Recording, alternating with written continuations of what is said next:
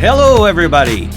$58,000 in monthly income? Yes, it's a new record for my portfolio, but $58,000? How is that possible? And I'll tell you right now, before you're thinking that, oh, okay, 58,000, not hard when you've got a portfolio in the tens of millions of dollars. Of course you can. That's not my league. That's not true. My portfolio size is really very modest in size, just into the $1.7 million range, and yet I'm generating up to $58,000. I want to show you how to do it. Today is going to be a video on my month-end October review of my portfolio. If you stick with me through this video, I'm going to give you all the metrics, all the analytics to show you what my portfolio looks like and show you how I was able to generate $58,000 in 1 month. All right. My name is Perry and welcome to my channel, the PIIverse. And I'm hoping you're going to enjoy this video. So let's get right to it. I'm going to try to keep this thing within a relatively short time frame. Okay. So before we go any further, I just want to give you guys a notice to all viewers that I am not a licensed nor trained financial investment or tax expert. I'm just a retail investor with a passion for investing, sharing my experiences along the way. Do not take any of this content, thoughts, or opinions as financial advice. Do your own research. Consider professional advice before investing. And again, this content is for fun and entertainment only. So hope you are educated or at least entertained.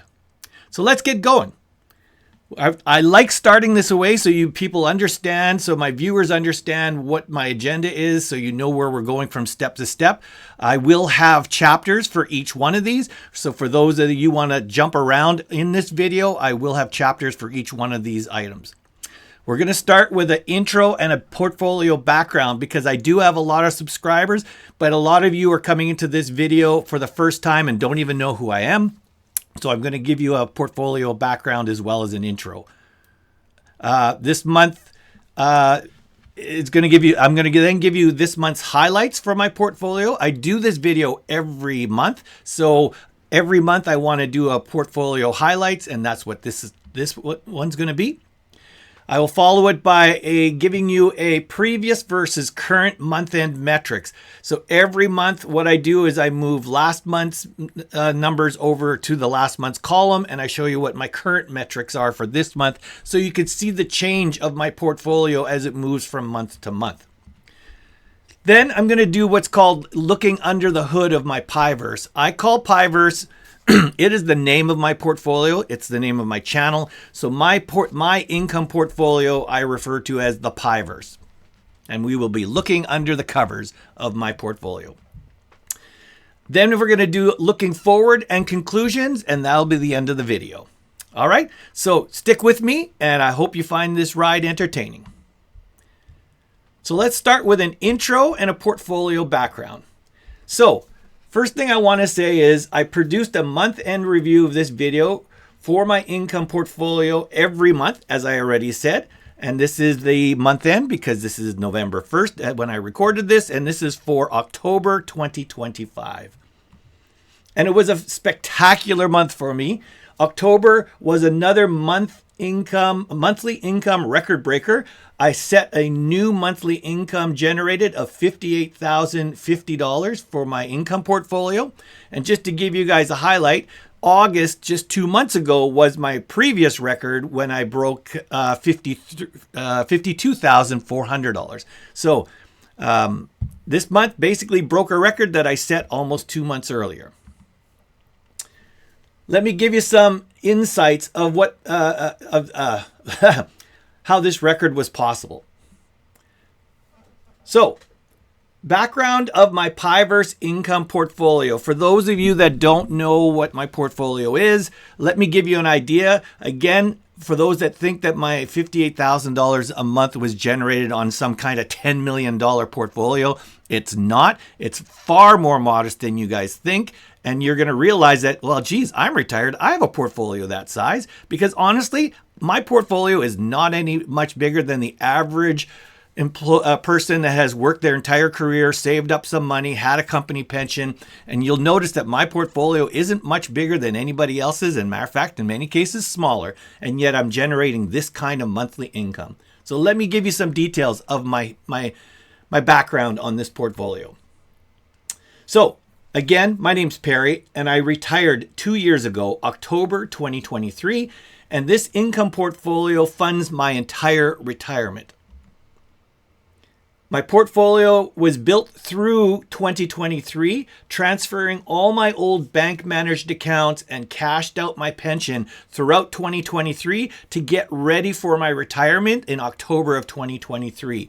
So in February of 2023, I had no understanding even what covered call ETFs were about. I didn't know about high income, high yield strategies.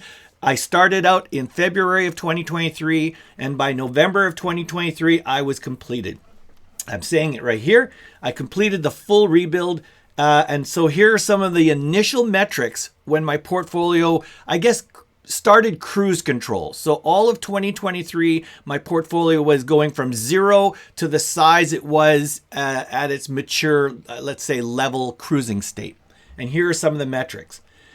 In November of 2023, my initial NAV at that time, once I transferred my company pension and all my TFSAs, RRSPs, LIRAs, and non-registered accounts over, my initial NAV was $1.28 million.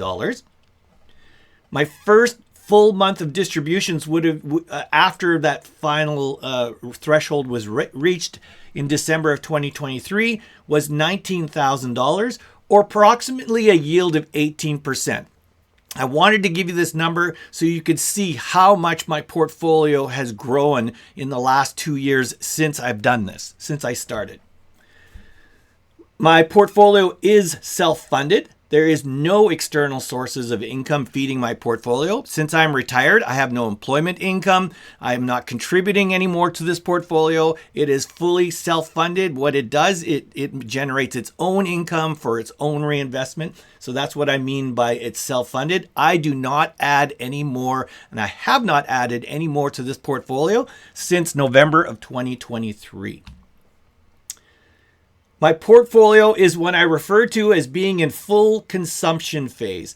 There's no, with an annual withdrawal rate of 13%. So what I'm saying here is that if those people that are new to investing, there are two major phases for your investment strategy or your portfolio to be in. One is the accumulation phase, and that is what you've done most of your life when you've been working on your job and putting $5,000 into your portfolio every month, or into your RSPs, or if you're American, into your Roth or your IRA. That is the accumulation phase. That is where you are serving the portfolio, and the portfolio is not serving you. You are basically subservient to it by having to keep on growing it and building it up so you can get ready for that financial independence of retirement in your later years. And I'm going to also say FIRE, which is financial independence, retire early, for those of you who are young enough and able to take advantage of these investments now and can actually retire even earlier than me at 60. So I'm doing that. And since December of 2023, my average annual withdrawal rate is 13%. So it's roughly 13%. Again, if you're a growth portfolio retiree, chances are your number is not going to be close to 13%. You're going to likely be using that magical 4% withdrawal rate that is used by a lot of the growth investors. I'm at 13%, and I'm at that number very comfortably. And what does that mean, 13%? Well, in 2024, my portfolio not only did not receive any external income, it actually had to pay out to around $200,000. And my projected withdrawal from my portfolio for 2025 is also around $200,000. 2024, it was a little bit higher, but I'm just averaging it to that number. It was actually about 220,000, but I'm just going to say 200,000. And then 2025 is looking like it's going to have the same amount of money. So I am taking $200,000 out of my portfolio every year. So keep that in mind when you're looking at my portfolio's progress and performance. All my income producing covered call ETFs are in sheltered accounts. So again, apologies for American viewers or anyone else around the world. I'm a Canadian, and so I'm using Canadian tax shelters accounts called RIFs and LIFs and TFSAs. So these are all tax shelter accounts to basically defer or to actually fully shelter all growth of investments inside of them. And so all of my covered call ETFs generate their income within my sheltered accounts. I do not hold any of my income generating covered call ETFs outside of a sheltered account. So what is my breakdown? About 89% of my portfolio is covered call ETFs, and the other and other derivative ETFs, because not everything is covered call ETFs. I wanted to make sure people knew that. There are other kinds of derivative things like swap agreements and that, but all of them are basically 89% of my portfolio. The remaining 11% is three of my pure stock high torque growths. These are high risk investments. I'll call it my play money. It's my growth stocks that I look for high torque, very high growth, but they are very risky. And two of them are not doing that well as well, but the other one is actually a rock star. So that is what it is. I hold those in my unregistered, and the others, all my growth stocks I hold in my non-registered. So let's go through my October's month-end review, and I hope you're still sticking with me. So what we're going to do is these are my month's highlights. So these are the things that happened throughout October, just so you knew some of the things that happened that basically influenced my portfolio. So again, you already knew one thing. October set a new monthly income record where my portfolio generated actual $58,050. That was money that actually landed as cash in my cash balance of my portfolio's accounts. So how did I do it? Well, first of all, October was a 5-week month. So how does that mean anything for anybody that doesn't run in an income portfolio? A 5-week month, was 3 of them this year. One was in May, one was in August, and one was in October. Because my income is being generated now, not only monthly, but it's actually generated now weekly. The more weeks you have in a month, the higher your results are going to be for that month. Well, October was 5 weeks. So instead of getting my average 4 weeks of income generation and payments, I actually got an additional week. So that is one way of me reaching $58,000. My average is smaller than that, and we're going to talk about what that is, but not much smaller. I've just added another week, and that's why a major reason why October was a new record setter. And again, it beat August's record setter, which was also a 5-week month, which was, I believe, 52,400. So I did better even against the other 5-week months. Another reason why I hit 58,000 this month is that I'm starting to see the fruits from my September's rebalancing shakeup. I had some really big ones. I did a QDT, the RDTE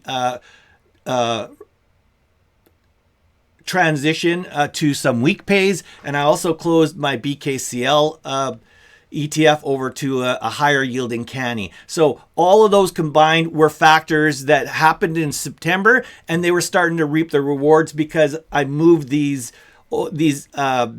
proceeds from these sales over to ETFs that generate actually a higher yield, and so I'm seeing some results there. And finally, the other reason why it's going up over, let's say, August record was because I continue to reinvest and rebalance through October. And those rebalances and reinvestments that were happening even in October were actually starting to contribute to my income as well, especially now that I have a lot of weekly paying distributions.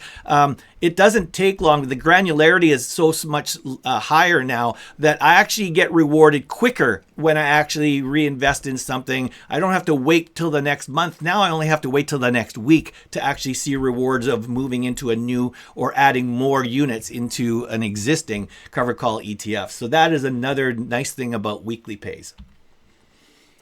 All right. There was three big rebalancing moves that happened through the month, and I'll tell you what they are. First of all, I completed my close of BKCL position, and I added to Evolve's Canny, and I also added to Harvest's new RDDY on its inception day last month. Why did I pick RDDY? Because right out of the gate, as soon as they released it that day, RDDY's stock dropped, its ETF price dropped from $12 right down to about 9 something. So I figured, okay, I like buying deals, and so I actually took some of the cash and actually invested in RDDY so I can get it at a lower cost unit per unit. I also closed some HHIS positions in my TFSAs, and I added to Evolve's Biggie and to Granite's YSPY and TQQY. And there is a video on this rebalancing, and I'm also going to say that there was another one on right around the same time. I also decided to make another big rebalance, and I was starting to close my Coney positions, and I closed all my Coney positions in my 2 TFSAs. None of my other accounts have closed Coney, but I did close them in my TFSAs. And I moved those proceeds over to Roundhill's COIW position. And there's a video on both of these. You can see here. I'm going to basically, if you look up right now, I'm going to actually post the video link. If you want to know more details about me closing these positions and rebalancing over to these other ETFs, please click that. And I'll give you all the lowdown, all the dirt on why I decided to lower my positions in HHIS and Coney. The other thing I did in October is I fixed an Athabasca. ATH doesn't mean all-time high. ATH is a stock that I hold called Athabasca Oil. It is my rockstar growth stock. And I did make some sell swing trades, and I made a mistake in it, and I was correcting that mistake in October. So let me explain what that means. I do swing trading on Athabasca Oil because it actually is quite volatile. It goes up and down, but I've had it for 2-3 years. I see when it's going up and down, so I always sell high and buy back low, and I do this swing trading over and over long periods of time. Well, it looked like in August and September that it was on its run again,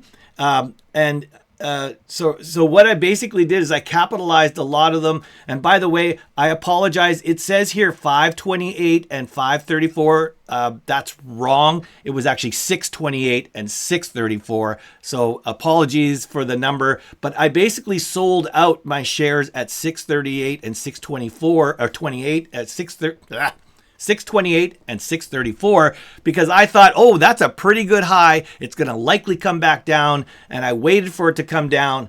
Unfortunately, Athabasca surprised everybody and it just kept rising. It kept going all the way up to $7.20 a share. It broke a new modern all-time high. Because it's never been in the $7 range, and it went all the way to $7.20, and I was kicking myself why I sold at $6.28, $6.34, but I said, okay, well, maybe hopefully it'll come down. The good news is it did come back down. It actually dropped back down to $6.13. Now, I can't say I was excited. I was so happy that it was actually dropping that I actually bought back 10,000 of my shares at $6.48.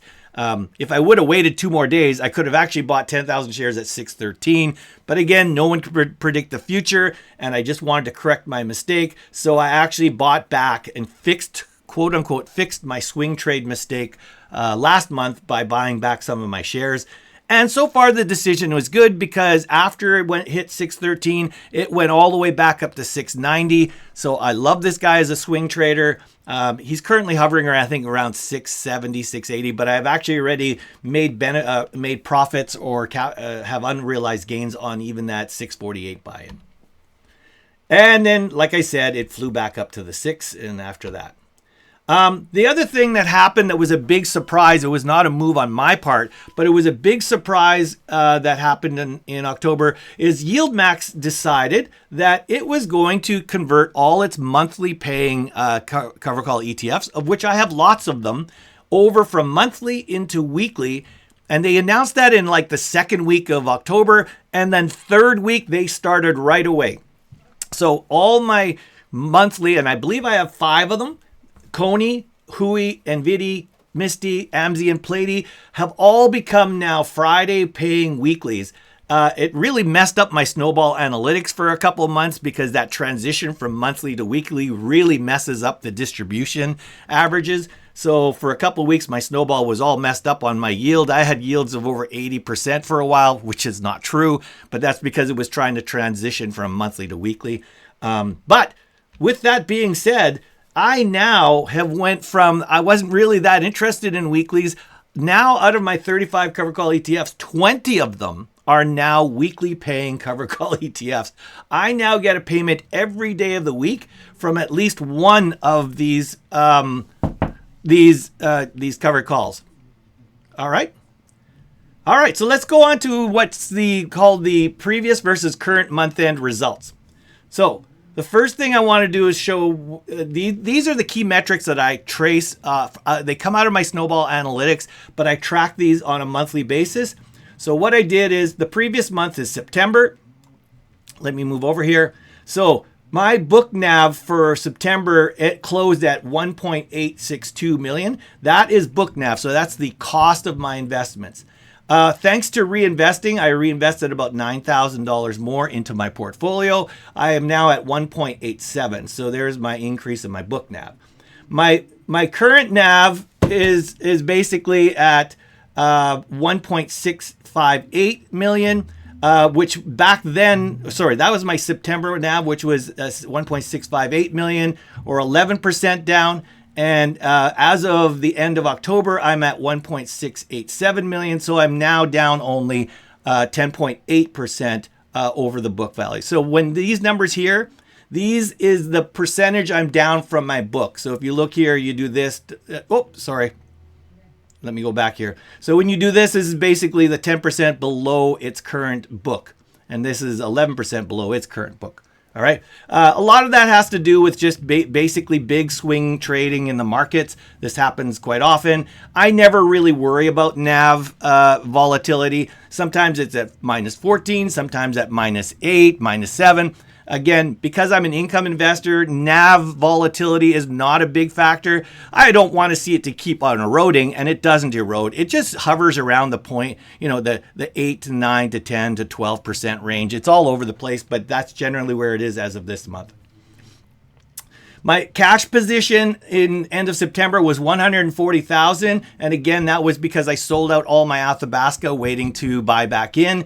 Well, I did buy back in, so you can see that my cash position has dropped to 70,000. I still have some of my Athabasca cash waiting. I don't know what I'm going to do with it. I'm hoping that it might take another big drop and I will buy even more. So that'll be basically what closes out that 70 down to maybe a more normal number for me is to have a cash position definitely under 20,000. This is actually very high for me. And I'm waiting for an Athabasca swing buy to get back in. My distributions per month. So basically my distributions in September was 41,776, which was basically a 38.37% yield. And as you already know now, this month was a record breaker. My distributions for end of October was 58,050, and that equated to a closing end of month of 40.29% yield. Again, a lot of this had to do with my October being a 5-week month, so that explains why it was up. And the yield rose also from 38% to 40% because of my September and October rebalancing and moving into higher covered call ETFs, which obviously the more you move your investments into higher yields, of course, you're going to bring up the average. So that's why my average moved up from 38.7 to 40.29. My ROI and IRR, as reported by my Snowball Analytics, was in September 36.2. It's now 38.4. And my IRR was 24.3, and it moved up to 24.51. And again, all resulting generally because of my rebalancing efforts in September and in October. That's what's bringing these numbers up. My projected monthly income. Back in September, it was reporting my monthly income average for the next 12 months would be 48,007, and it has now jumped up dramatically to an average of 54,000, which is about a 5.3K increase in average monthly income. Again, all resulting in my September and October rebalancing and some further reinvesting in higher yielding cover call ETFs. We'll see how this goes. This number changes all the time. It's based a projection on what you got right now and how is it going moving forward, using basically the days of the month on it. So I could still see this number actually being closer to about 50 to 52,000, but right now it's reporting 54,000. My portfolio structure. I have 30. I had 38, and which was 3 stocks, 35 ETFs. I still have 38 investments, 3 stocks, and 35 ETFs. The top 3 ROI holdings I have right now, they used to be in order of PLT at 79, call at 65, and HDIV at 61. Well, PLT is still a rock star, and it's even becoming a bigger rock star. Its current ROI is at 91%. Crazy numbers. Call is still at 64%. It dropped a little, but HYLD is now just edged over HDIV at 62%. And I say just edged because HYLD and HDIV are both having an ROI of 62%. All right. The risk beta Sortino numbers, just so people know, and we're going to get into those details right away, they were 1.85 and 15.149. The S&Ps and its market numbers are 1 and 1.96. In October, as of yesterday, the number has moved up. So my volatility, my delta, or my beta has moved up a little to 0.226. And my Sortino ratio is actually reduced to 13.941. You don't want to see our Sortino ratio reduce, and you don't want to see your beta increase. They both have happened in October versus September. The reason is because I've added more volatile cover call ETFs. And when you do that and move away from ones that were more stable, like say move from HHIS into higher volatility ones, you're going to see a slight change in that. You're also going to see changes because the markets are changing around as well. So these numbers moved a little bit into the negative side, but still far, far better than an average one. So if you look at this, normal for the S&P is 1, and I'm definitely better than this. You want to have a lower beta, so anything below 1 is better. It means your portfolio is more stable, less volatile.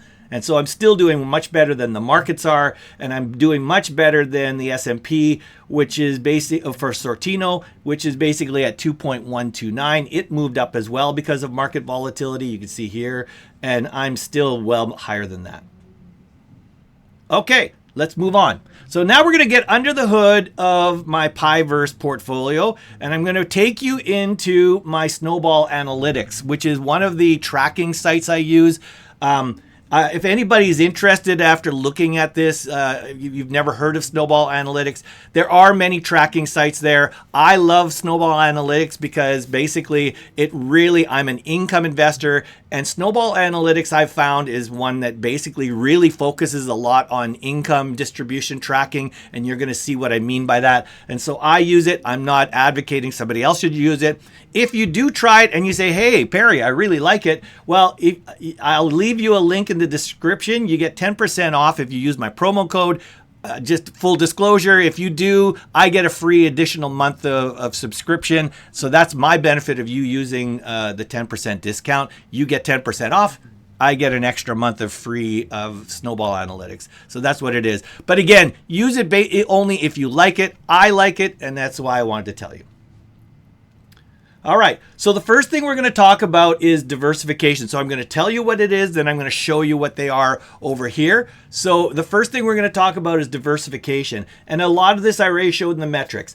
I wanted to show to you why my portfolio is very risk averse. And a lot of that deals with diversification. It's part of my strategy is to basically make sure that my portfolio is as immune to major movements as possible. And the best way of doing that is through diversification. So after October, my portfolio still has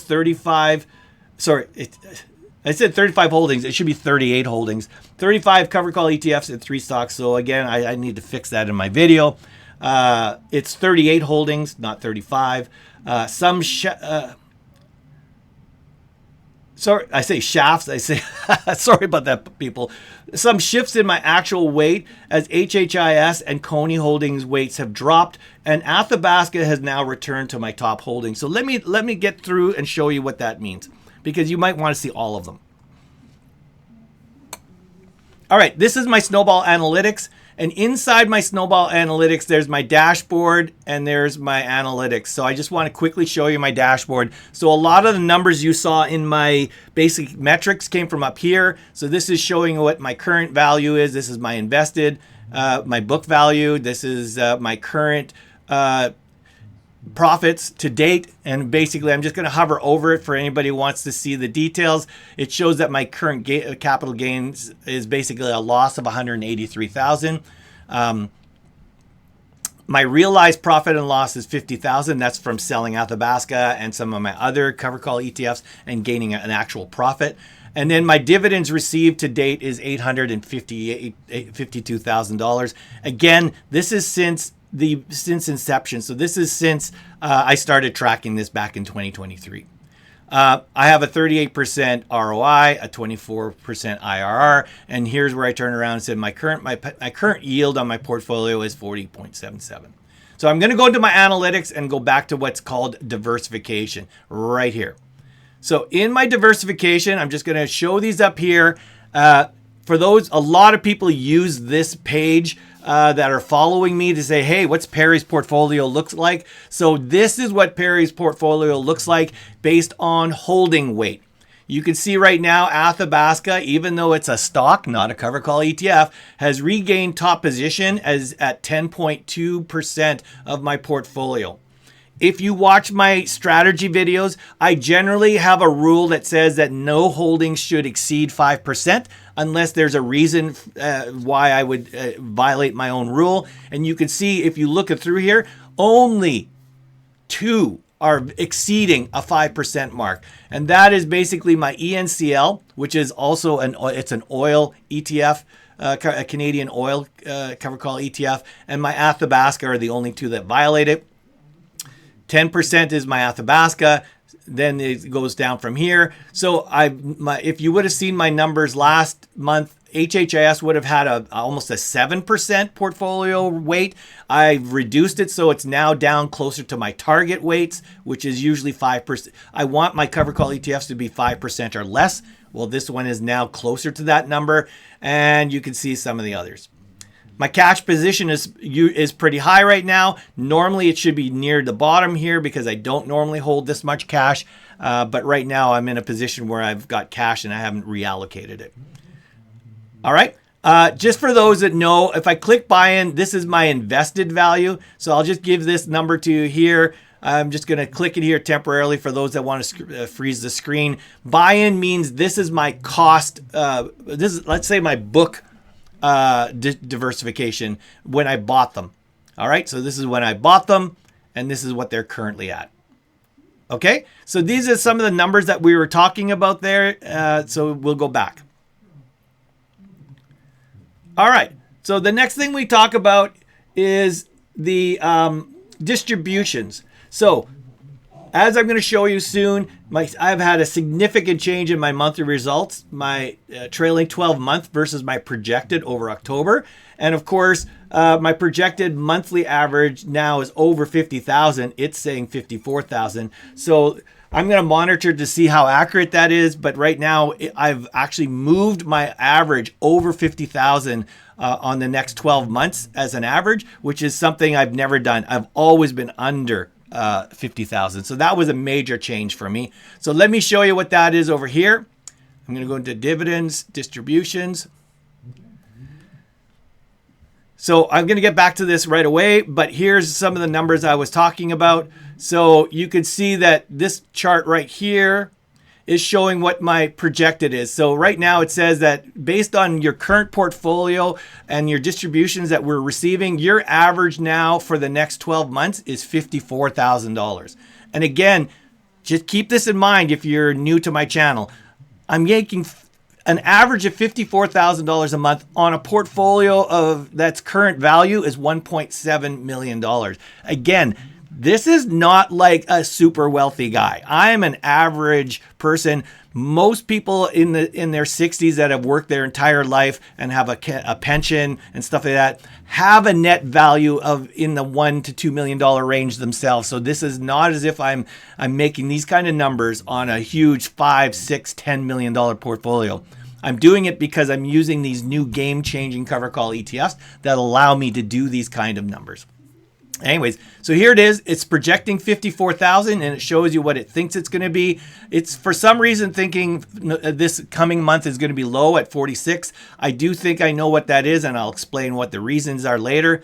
The other thing I want to show you is the projection. Again, one thing that's a goal for my portfolio as an income investor, as a high yielding income investor, because I'm a retiree, I would love to see, and my goal is, and thanks to these new cover call ETFs, I'm allowed to do it.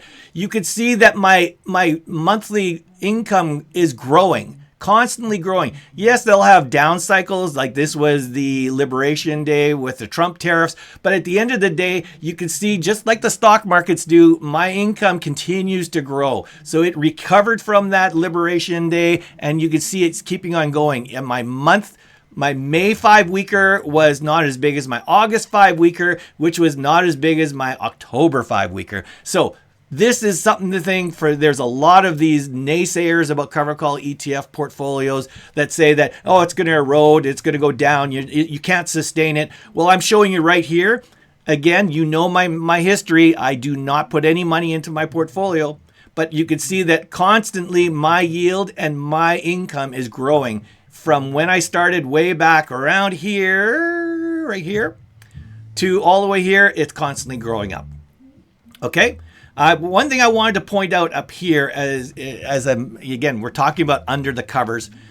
This chart here shows all my ETFs that have been paying me distributions. This is their yield payout. So when you see a little bar here that's saying that the yield on cost is much lower than the yield, you don't want to see the bar inside this big purple bar. You'd like to see it at or above it. This does happen to cover call ETFs that are basically either have shown some erosion issues or they are currently in a very big down cycle. And you can see Coney is one that has shown signs of erosion over the past 12 months. And that's why you can see its bar is really low. But then you look at others like PLTE over here and you're like, wow, PLTE, it's way down here.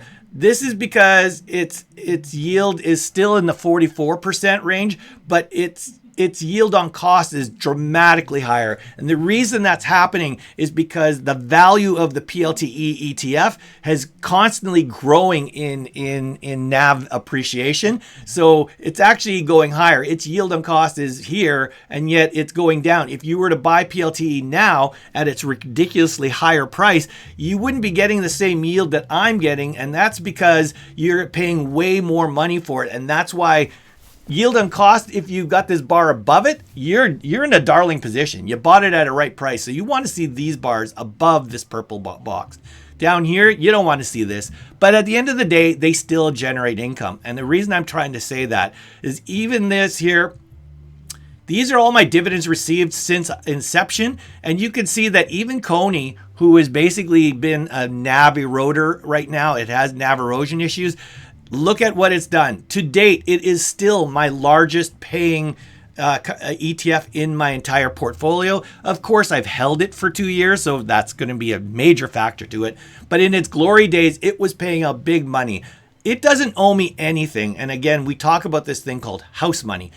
Coney has reached house money for me way back in early 2025. House money means that it has paid back more to me than I've actually paid for it. So I'm basically running on basically free money, because anytime it now pays me my weekly distributions, it's distributions above what I paid for it as an investment. This is all pure profit for me. And so I don't have a big problem with Coney. I don't like that its monthly distributions or weekly distributions are dropping, but at the end of the day, it's still money, and I call it house money. All right, so I hope that helps give you some impacts. I just wanted to show you this in case somebody wants to freeze the frame. This is my 3-year distribution growth from when I started. Remember, I said February, so March is the first time I actually received something way over here, $284. And now it's currently at 58,050. So you can see it's been constantly growing from 2023 to 2024 and to 2025. You like seeing here that the purple box in almost every scenario is higher than the light blue box. That means that 2025 for that month beat 2024 for the same month. That's what you want to see, and that's why I'm very happy with my portfolio. All right, let's go back now. The next thing we wanted to talk about is growth. So for the growth investors out there that still have that growth mentality and not an income mentality, they still want to say, yeah, but Perry, show me the growth. Show me how this guy is competing against the S&P and against the growth index. So here's what I want to show you.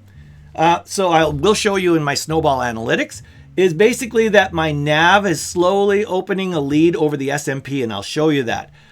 Tightly tracking timeline. My invested holdings have increased over October with a large, hang on a second. So with a large buyback of my Athabasca stock. So that's going to be one thing that's going to be there. And then my PIIverse performance maintains a small gap against the S&P in ROI. So let me show you what that looks like, and we'll go right over to there. And I apologize. I'm in the middle of the day. I'm getting phone calls happening. So please, please forgive the interruptions I keep getting. I'm trying to just work through them. All right. So here we go. We're going to now talk about the analytics, and we're going to go to growth. So this is, again, is what makes the growth investors happy. So this is my portfolio value. And just so you can see what this means, the purple dotted line that you see up here is my book value. Now, I just want to make you understand when it shows me the book value here, it does not include cash. So that's why you see sometimes that the box actually goes down. For example, you can see it went down here. You can see it went down here. The reason it went down here is this is where I sold my Athabasca shares. So it was a major influx of cash, but it was also a major reduction in actual holdings. So that's why you're seeing this drop go from here down to here. And then, of course, in October, remember I told you earlier, I corrected my mistake. I bought 10,000 shares back. Of course, my cash positions go down, but this dotted line shows that it actually goes up because now I've regained 10,000 shares versus Athabasca. So that's what you see with this dotted line. It's my invested assets book value. What you're seeing here, the blue line is my portfolio, and the red line is the S&P. And the one thing you can see over here in a 1 year, I'm got right now click to 1 year. Within the last 12 months, my portfolio is outperforming the S&P. Again, you got to remember, this is not just NAV appreciation. This is also combined with my distributions. So when you combine my distributions and my NAV appreciation over the last 12 months, I am outperforming the S&P. And again, I don't want to be non-transparent, so I'm going to show you my 5-year. 5-year would be since my inception, so which is way back here in February. You can see that over the last 5 years, the S&P is slightly ahead of me. It's saying that the NAV value, if you would have invested in the S&P the same way as I do with my portfolio, I would be at 1.67 million, and my portfolio would be at 1.613 million. So that's the big difference here. But the good number is what you see here is it's actually closing the gap. Over here was really close. Again, as an income investor, I'm not really worried about NAV. NAV is something that I would like to just keep stable or even grow slightly. I just don't want to see the NAV drop down like a rock. The good news is you're not seeing that happen here. For the last time here's when I started actually consuming my wealth. I was basically taking money out every month. And since then, you could see that even though it's lagged behind the S&P at times, sometimes bigger, sometimes smaller, and sometimes really tight, it's staying with the S&P. So for anybody that says that a high yield cover call ETF portfolio can't keep up with the S&P, well, here you go. You can actually see it's not true. This is another one, which is my performance metrics. And I've got it. I'm going to start with 1 year, and I'm going to turn on my compare. So here is my portfolio compared to the S&P. Over here at metrics here, you can see that the S&P is outperforming it. It's running at 39 versus 29 and down here.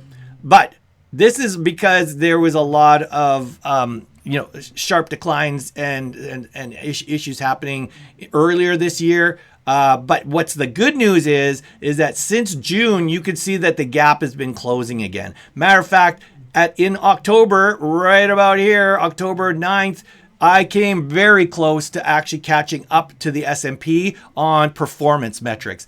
Again, for those people that says, yeah, but Perry, it's still a race. I actually don't even care if my portfolio was ahead of the S&P. Let's just turn around and say that the S&P was 42 and I'm at 48. I really don't care about this metric. I care about a stable, relatively stable NAV and about increasing my monthly income. Those are my two metrics that I care about the most. That the ROI is basically staying together with it is really nice. It shows to me, it gives me more confidence that I don't have a portfolio that I'm just basically draining income out of it, but I'm basically watching my portfolio die. You could quite clearly see here that I'm getting great monthly withdrawals out of my portfolio that I can actually take out of my portfolio, and I'm still keeping up with the S&P using my strategy. Okay. So we'll go back here, and the last one we want to talk about quickly is the risk return metric. So we talked about it quickly here, volatility and the Sortino ratio. I'm not going to go that much here, but I just wanted to show you validation that this is true. So I'm going to go back here, and I'm going to go up here, and I'm going to click my metrics here. So here, some of these metrics are weird because it includes my stocks and stuff. So like PE ratios, that only happens on stocks. So that just dismiss those.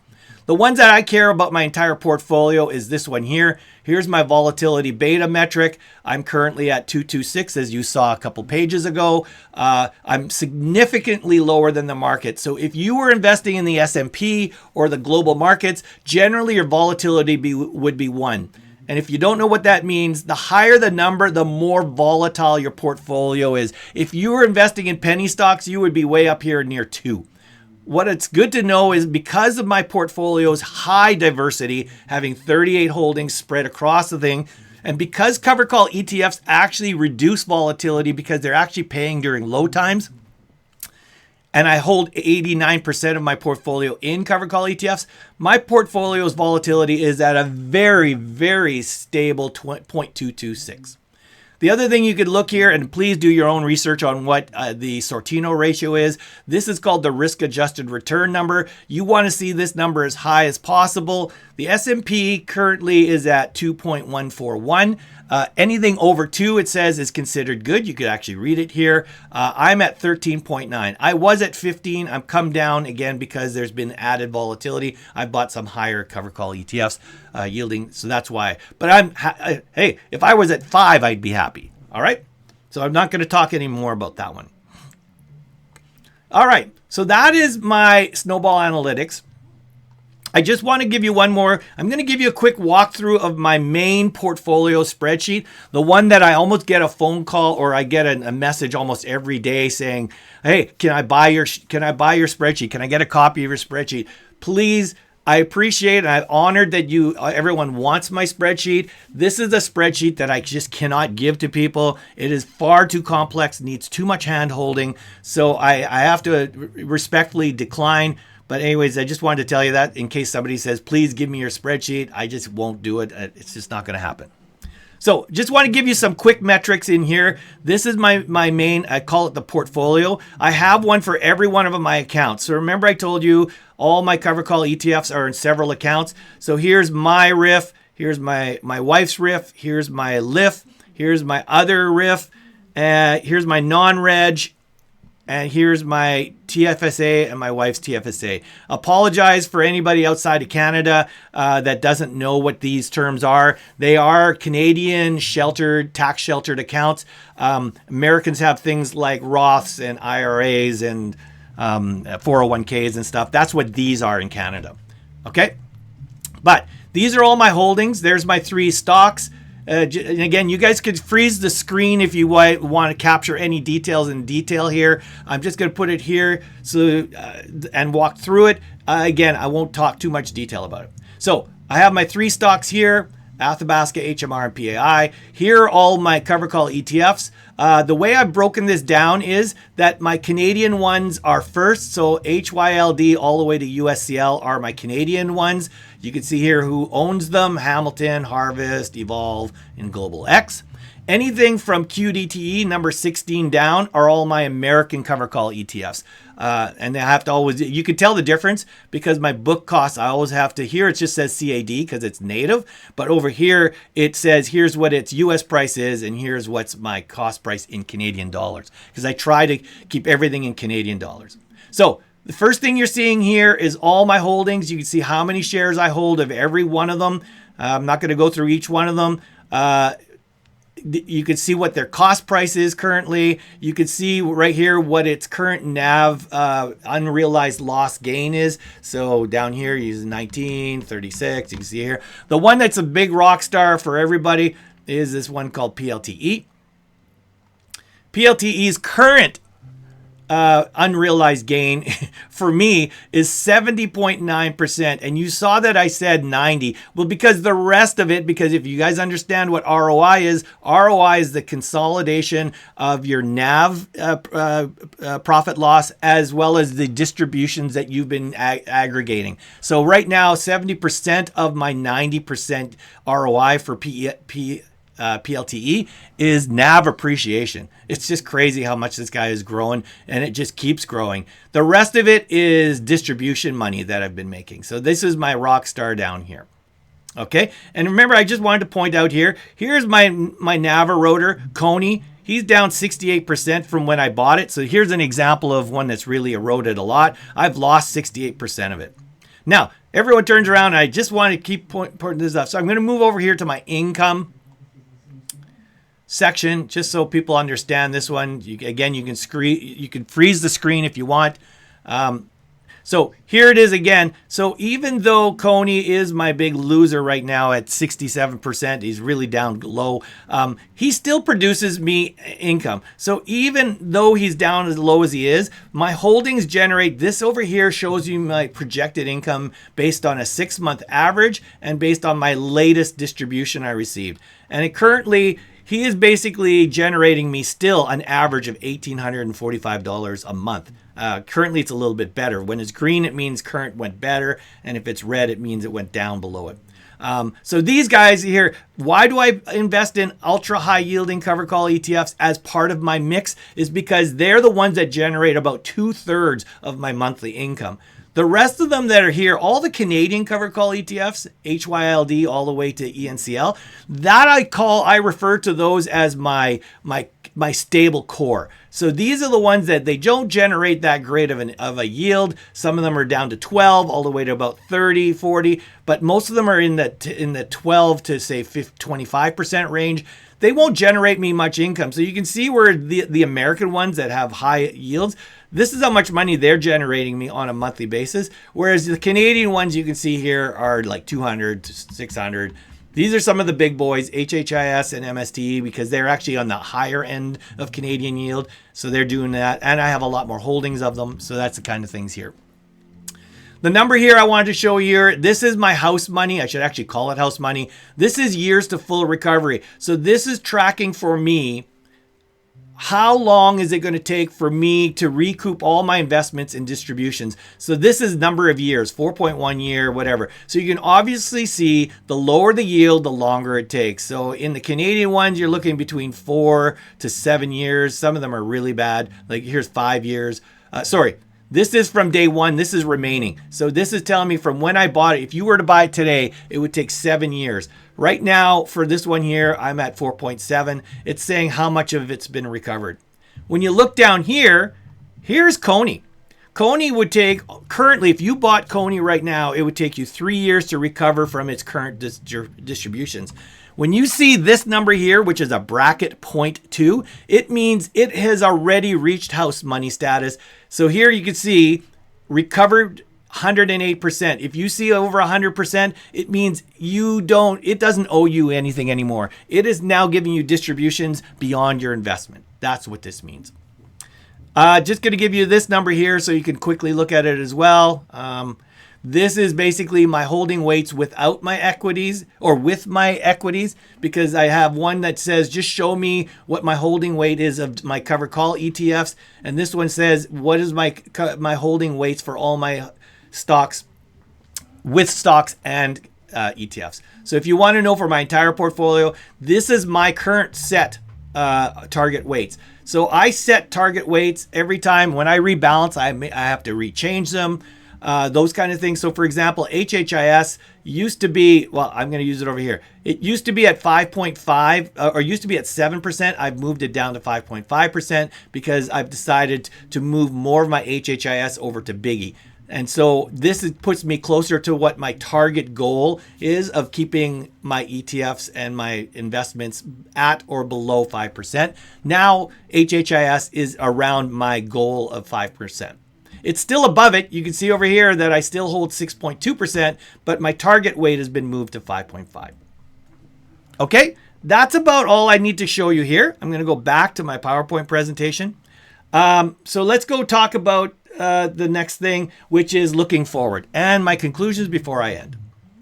So let's look forward first. First thing is, I project that November's income will be slightly less than average. And that, again, I chalk up to the fact that because I now have most of my covered call ETFs as weeklies and they're more granular, the October holding 5 weeks basically took away some of the ETFs that would have paid generally in November if I had a monthly. So I'm basically, November's paying the price for October being so good. So it's sort of balancing out. I anticipate it's going to go down into the mid 40 range, but we'll see.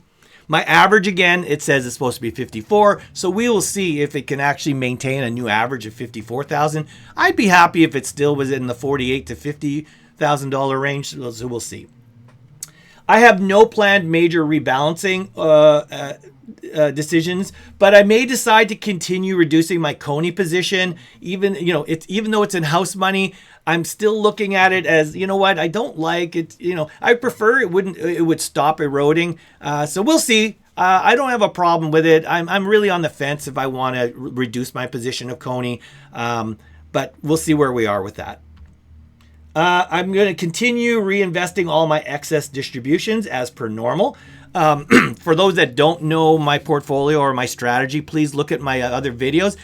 There's a main video that actually is in the link of the top pinned comment. It basically is my strategy video. If you've never heard of me before and you want to know more about my goals and my strategy on my portfolio, please click that video and watch it. In there, my objective is that I reinvest the majority of my monthly income back into my portfolio, because I don't need $40,000, $50,000 a month. I just basically take out about $10,000 to $15,000 a month. The remainder of it I reinvest back in. And so basically every month I'm always adding more to my portfolio. That ensures that every time you reinvest back into your income portfolio, you're compounding your income. Because if you buy another covered call ETF or more units of it, they're going to generate more money. Of course, when you generate more money, that means more income, and that means more money could be reinvested. That's why by reinvesting in an income strategy, you are actually compounding your income by reinvesting the money you don't need back in. The other thing it does as a benefit and as a bonus to me, and again, is it also stabilizes the NAV, because covered call ETFs do put a little bit of a lag drag on the current NAV, because they sometimes cap upside when the markets go up really quickly, and those covered call ETFs, because of their contracts, hold you back a little. So this is a way of countering it by reinvesting back. The higher your yield, the more you should actually consider reinvesting back. I do have another video on that one as well, so you should consider that. I might actually poke it up here, just if you look high, and you'll see it. And it'll talk about this idea of how much should I reinvest if I have a portfolio like mine. I also will keep analyzing my PIIverse portfolio spreadsheet, the one I just walked you through, to see if there's any other opportunities to progress my income goals. Every once in a while, I say, okay, you know what, I'm sitting on it for the last 28 months. Maybe it's time I should rethink things. So I'm always looking at opportunities to tweak and rise my yield a little bit, but to do it safely. So that's another thing. I'm always looking at opportunities. So conclusions. With videos like this, I cannot be more transparent about my covered call ETF high yield income portfolio. I'm not hiding anything. I don't know how much more clear I could make this. I know there's this small consortium of covered call ETF haters and doubters that constantly are attacking anything about a covered call ETF high yielding strategy. The best way to fight that kind of FUD and misinformation is to give you my results, to show you my results. I can't be more clear here. I'm giving all my performance numbers. I'm giving my income numbers. I'm giving you my stability numbers. I hope this is helping those that are a little bit scared from these people that spread this misinformation and FUD. And you can say, oh, okay, this is real results. This is not from somebody that doesn't even own these covered call ETFs. This is from somebody that actually runs their entire income and retirement on this stuff. And these results I'm hoping is going to help you. I hope you found this information in this month-end review very interesting. And if you did, please, there's a lot of work involved in creating these videos. Please, if you punch the like button, I would also, if you really like this video and want to see more of it, please press subscribe, because I'm always putting out more videos like this. And I'm always encouraging anybody to leave comments. Just be respectful, but please leave comments. And until next time, stay safe, stay investing, and I'll see you in the PIIverse.